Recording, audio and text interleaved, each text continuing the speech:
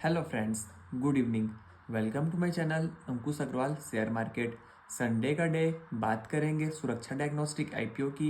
इसका detail review करेंगे कि आईपीओ को लेना चाहिए कि अवॉइड करना चाहिए, पीई कितना है, लिस्टेड जो पीयर्स उसमें कंपैरिजन करेंगे और जितने भी डिटेल हो सकता है उसका हम लोग बात करेंगे और लास्ट में कंक्लूजन निकालेंगे कि ये गुड बैट रहेगा कि एक ट्रैप है।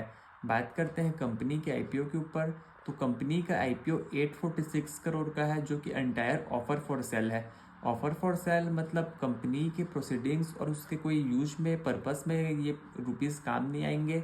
जो इसके एग्जिस्टिंग शेयर होल्डर है, इन्वेस्टर है, प्रमोटर है, वो बेच के निकल रहे हैं और पैसा को अपने पास ले रहे हैं।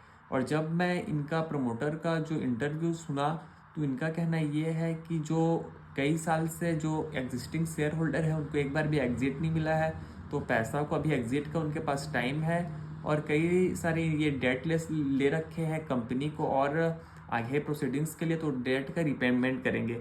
बात करते हैं कंपनी के प्राइस बैंड के ऊपर, आईपीओ के प्राइस बैंड के ऊपर। तो आईपीओ का प्राइस बैंड है ₹420 टू ₹441 पर शेयर और ये नवंबर 29 को ओपन हुआ है जो कि 3 दिसंबर तक चलेगा। लॉट साइज है आईपीओ का 34 शेयर और इसका मिनिमम इन्वेस्टमेंट है ₹14,994 ₹4। इसका बात करते हैं बैलेंस शीट की।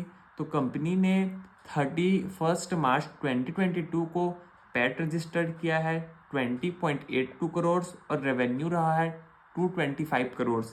31 मार्च 2023 में पैट रहा है 6 करोड़ और रेवेन्यू रहा है 193 करोड़। तो ईयर ऑन ईयर रेवेन्यू और पैट में दोनों में गिरावट देखने को मिली। और बात करते हैं 31 मार्च 2024 की, तो पैट रहा है 23 करोड़ का और रेवेन्यू रहा है 222 करोड़ का।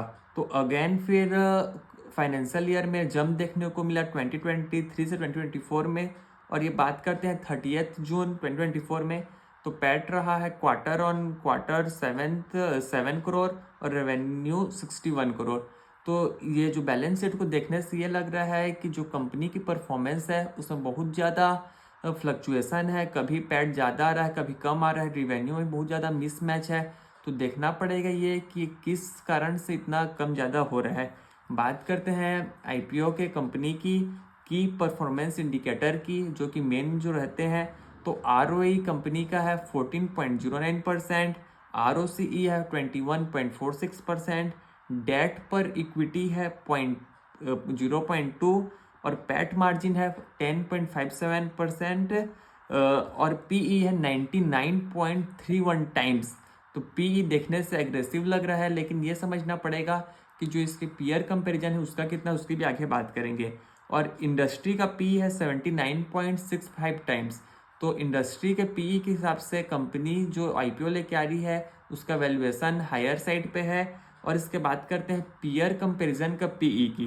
तो जो सुरक्षा डायग्नोस्टिक के जो आईपीओ ला रही है उसका पीई है 99.31 टाइम्स, डॉक्टर लाल पैथ लैब का है 77 टाइम्स, मेट्रोपोलिस का है 89 टाइम्स, थायरोकेयर का है 13 टाइम्स और विजय डायग्नोस्टिक का है 12 टाइम्स।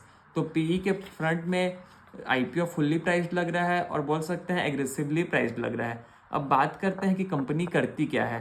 तो कंपनी पैथोलॉजी और रेडियोलॉजी टेस्टिंग और मेडिकल कंसल्टेंसी में सर्विस में काम करती है। बोल सकते हैं कि हेल्थ केयर में एक वेल ऑर्गेनाइज्ड प्लेयर है, लेकिन इनका जो मेन फोकस है वो कुछ ज़्यादा स्टेट्स में नहीं है। वेस्ट बंगाल, बिहार, असम और मेघालय में इनका ज़्यादा फोकस है। लेकिन बात करनी पड़ेगी कि जो प्रीवियस आईपीओ आए थे एनटीपीसी ग्रीन और इन्वायरो इंफ्रा आईपीओ, तो इनको लिस्टिंग इन्वायरो इंफ्रा का आईपीओ लिस्टिंग अप्रॉक्स 50% के साथ हुआ प्रीमियम में, और एनटीपीसी ग्रीन का आईपीओ भी 3% प्रीमियम के साथ लिस्ट हुआ, लेकिन 2 दिन लगातार तेजी देखने को मिली।